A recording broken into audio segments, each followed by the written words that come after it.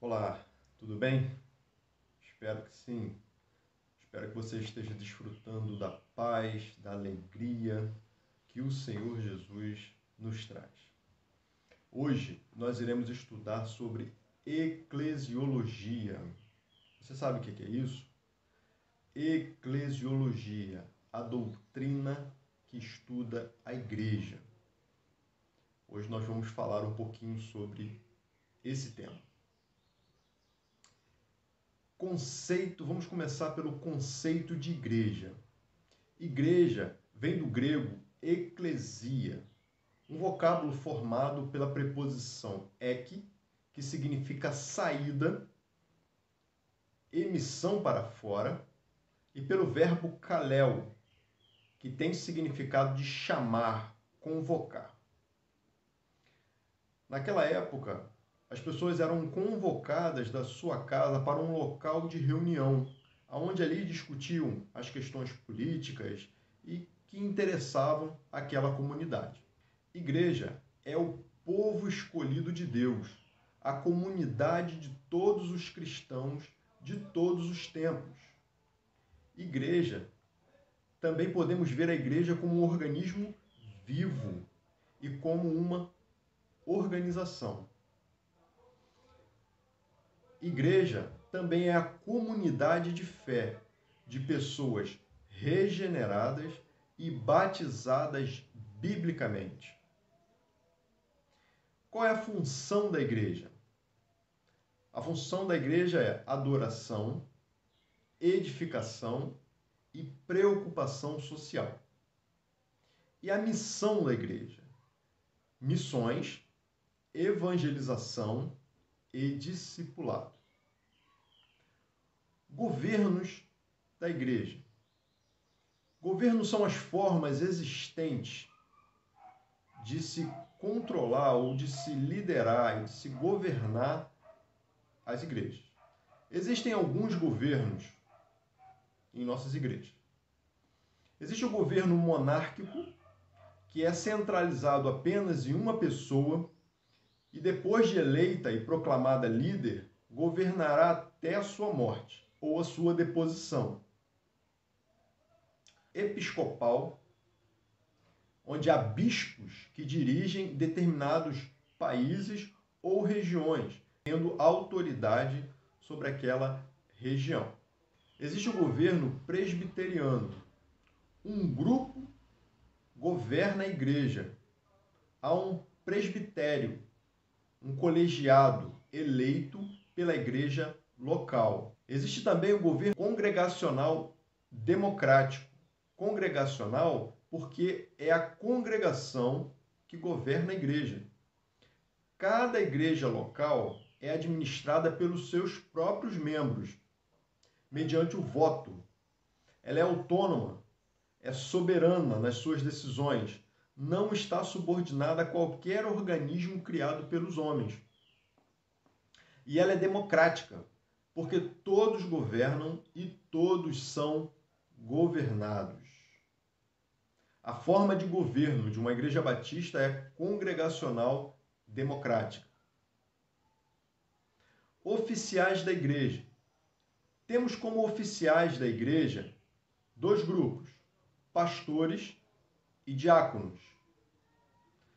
Oficial é aquela pessoa que foi publicamente conhecido, reconhecido como um detentor do direito de desempenhar certas funções para benefício de toda a igreja. Filipenses 1:1 vai nos dizer o seguinte: Paulo e Timóteo, servos de Jesus Cristo, a todos os santos em Cristo Jesus que estão em Filipos, com os bispos e diáconos. Outros títulos dados ao pastor: bispos, que significa supervisores, anciãos, que significam homens experientes, conselheiros, ministros, aqueles que possuem um ministério, que são vocacionados para realizar uma obra, e presbítero, que é um supervisor local.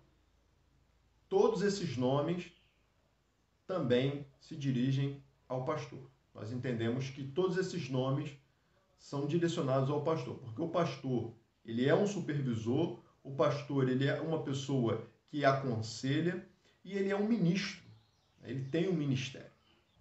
O vocábulo diácono vem do grego diáconos e significa servo ou aquele que serve. Os diáconos e as diaconisas são membros da igreja, escolhidos por ela para servirem. Basicamente, a função do diácono é servir. Os batistas costumam declarar que os diáconos cabe servir as 3 mesas: a mesa do Senhor, a mesa do pastor e a mesa dos necessitados. Tipos de disciplina. Existem 3 tipos de disciplina. A disciplina formativa, que é a que leva o membro a ser comunicado verbalmente através de sermões, estudos, palestras. Então, ela vai formar o caráter do membro. Existe a disciplina corretiva, que leva o membro a ter acompanhamento pessoal. Aconteceu algum pecado e esse membro vai ser acompanhado pessoalmente para desfazer o que está acontecendo. E existe, por último, a disciplina cirúrgica, que leva o membro a ser desligado, pois ele recebeu a disciplina normativa, que são os ensinos da igreja, recebeu a disciplina corretiva, foi acompanhado, foi ajudado, ainda assim não quis abandonar a prática do pecado. Então ele precisa ser desligado do rol de membros da igreja. A igreja é responsável pela disciplina. Propósito da disciplina: restaurar o pecador, isso está lá em Mateus 18,15, manter a pureza do corpo, 1 Coríntios 5, de 6 a 11, dissuadir outros ao pecado, 1 Timóteo 5, 20. Não permitir que o pecado se propague. Então, esses são os propósitos da disciplina. Agora vamos passar para as ordenanças. Nós temos 2 ordenanças: o batismo e a ceia. O batismo você vai encontrar em Mateus 28, 19, que nos diz o seguinte: portanto, ide, fazei discípulos de todas as nações, batizando-os em nome do Pai, do Filho e do Espírito Santo. A ceia é um memorial, é a lembrança da morte expiatória de Cristo na cruz por mim e por você. Os elementos da ceia são pão e vinho. O pão simboliza o corpo de Cristo crucificado para nos salvar. E o vinho simboliza o sangue de Cristo derramado na cruz para nos salvar. A ceia é um memorial. É uma ordenância e nós temos a ceia como um memorial e não como um sacramento. 1 Coríntios 11 vai dizer o seguinte: porque eu recebi do Senhor o que também vos ensinei, que o Senhor Jesus, na noite em que foi traído, tomou o pão e, tendo dado graças, o partiu e disse: tomai, comei, isto é o meu corpo, que é partido por vós. Fazei isto em memória de mim. Semelhantemente, também, depois de cear, tomou o cálice, dizendo: este cálice é o novo testamento no meu sangue. Fazei isto todas as vezes que o beberdes, em memória de mim. Ordenança. São ordens, leis, prescrições dadas por Jesus como um memorial. E os sacramentos são rituais que conferem graças graça para os participantes. Posições existentes sobre a ceia. Existem pelo menos 4 posições.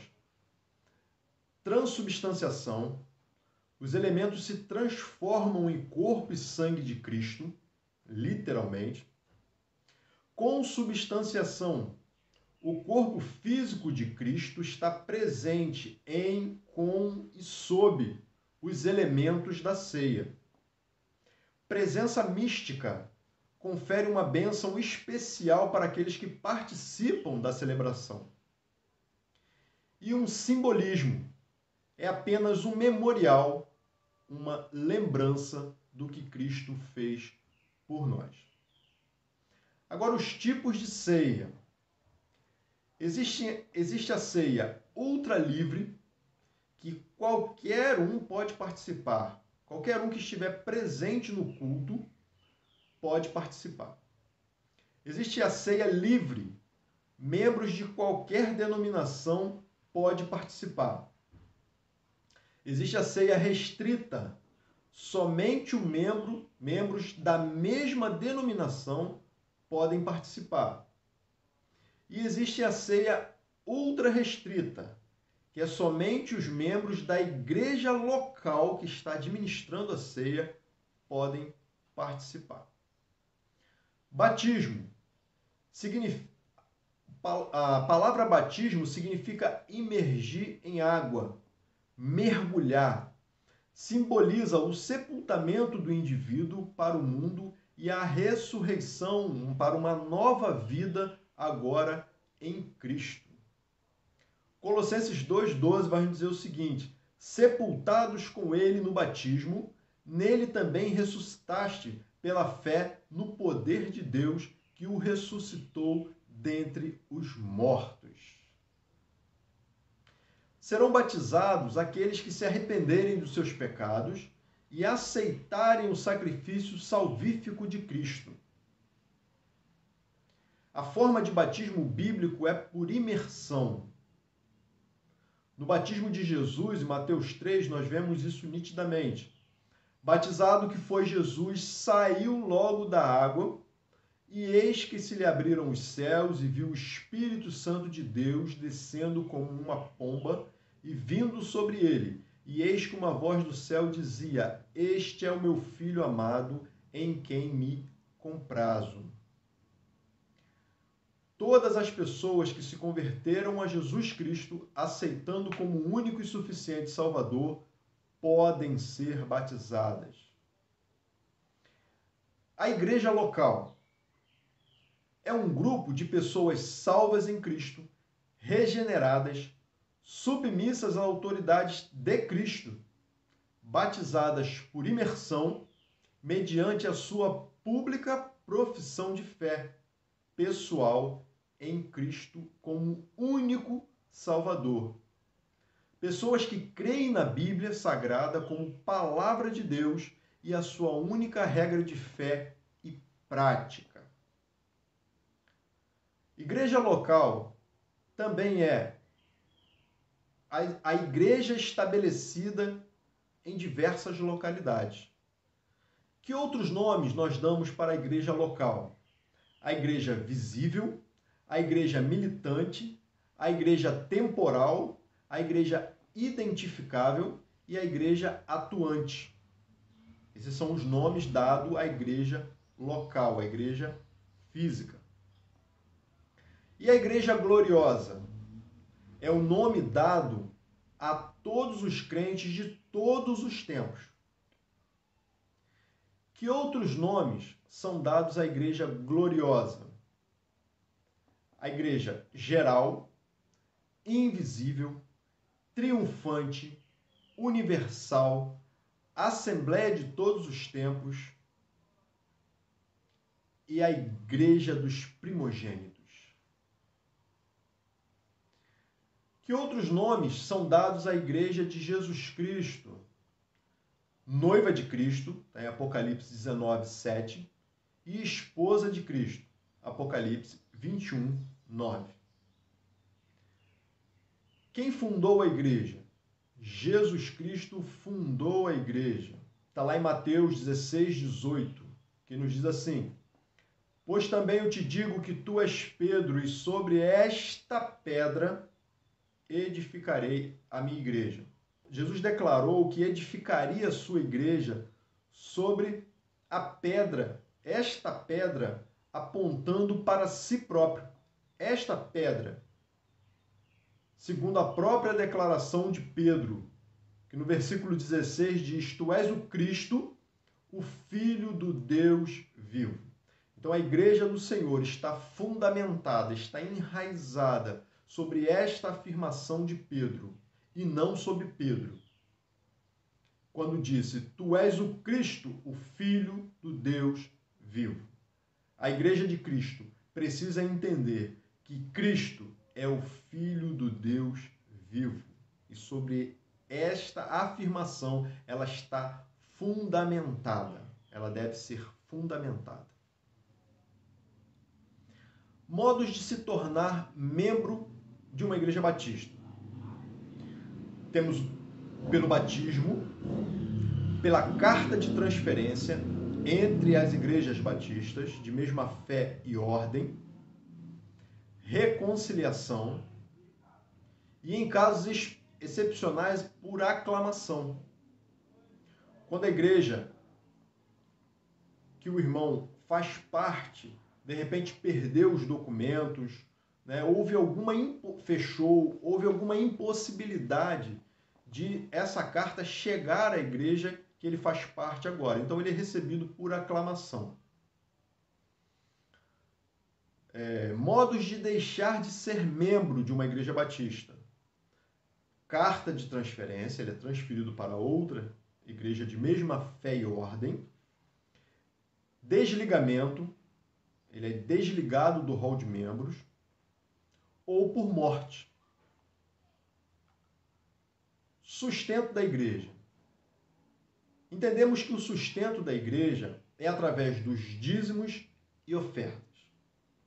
Dízimo é a devolução de 10% daquilo que Deus te concedeu. Sobre o dízimo, nós temos o texto de Mateus 23, 23.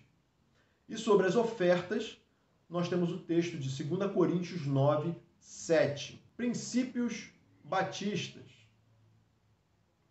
Primeiro princípio, a aceitação das Escrituras Sagradas como única regra de fé e conduta. Segundo princípio, o conceito de igreja como sendo uma comunidade local, democrática e autônoma, formada de pessoas regeneradas e biblicamente batizadas. Terceiro princípio, a separação entre igreja e Estado. Quarto princípio, a absoluta liberdade de consciência. Quinto princípio, a responsabilidade individual diante de Deus. Sexto princípio, a autenticidade e a apostolicidade das igrejas. As igrejas são autênticas e apostólicas, porque estão baseadas nas doutrinas dos apóstolos. A igreja deve ser separada do Estado. Estado é uma coisa, igreja é outra. Não há uma interação. O Estado não pode interferir nas doutrinas e nos cultos da igreja. As igrejas não recebem qualquer subvenção do Estado, qualquer intervenção, interferência. As igrejas obedecem às autoridades, sim. Elas não funcionam junto, mas a igreja obedece às autoridades, naquilo que não vá prejudicar a sua fé bíblica, naquilo que o Estado não interfere biblicamente. As igrejas recebem proteção nos termos da lei. As igrejas têm o seu estatuto devidamente registrado nos órgãos competentes. Então, apesar de ser distinta a questão Estado e Igreja, a Igreja obedece às leis, até que essas leis firam os princípios bíblicos. Correntes sobre a origem dos batistas. A primeira delas é o sucessionismo batista. Afirma que os batistas vieram do ministério de João Batista, passando pelos paulicianos, albingenses, valdenses, montanistas e assim chegando, sustentando os princípios e chegando até os dias atuais. É o JJJ, Jerusalém, Jordão e João. Segunda corrente sobre os batistas, da origem dos batistas, são os anabatistas. Afirma que os batistas se identificaram com esse grupo. Esse grupo saiu da Igreja Romana no século XVI e não se identificou com os reformadores, formando assim um grupo à parte, com uma linha ainda mais radical em relação ao batismo. Entendiam que apenas os regenerados podiam ser batizados, rejeitando assim o batismo infantil. E a terceira corrente sobre a origem dos batistas são a corrente dos separatistas ingleses, que afirma que os batistas surgiram dos movimentos puritanos e separatistas que eclodiram na Inglaterra no século XVII. Cooperação denominacional. A igreja local relaciona-se para fins cooperativos com cada uma das igrejas batistas da mesma fé e ordem, filiadas à Convenção Batista Brasileira, com a Associação Regional, com a Convenção Batista Estadual, com a Convenção Batista Brasileira e, por intermédio desta, com a União Batista Latino-Americana, muito conhecido como UBLA, e com a Aliança Batista Mundial. Domingo como dia do Senhor. Cristo ressuscitou no primeiro dia da semana. O primeiro dia da semana foi um dia especial das manifestações de Cristo ressuscitado. Ele se apresentou aos discípulos nesse dia. Os cristãos nos tempos apostólicos costumavam se reunir nos domingos para celebrar a ceia do Senhor. Atos 27 diz assim: no primeiro dia da semana, reunimos-nos para partir o pão e Paulo falou ao povo, pretendendo partir no dia seguinte, continuou falando até a meia-noite. Os cristãos dos tempos apostólicos costumavam pregar no domingo. Costumavam separar as suas ofertas no domingo. Quanto à coleta para o povo de Deus, façam como ordenei às igrejas da Galácia. No primeiro dia da semana, cada um de vocês separe uma quantia de acordo com a sua renda, reservando-a para que não seja preciso fazer coletas quando eu chegar. A instrução do apóstolo Paulo está lá registrada em 1 Coríntios 16, 1 e 2. Então, meus queridos, fechamos aí a questão eclesiológica, a questão sobre a igreja. Deus abençoe a sua vida no entendimento dessa palavra, em nome de Jesus. Amém.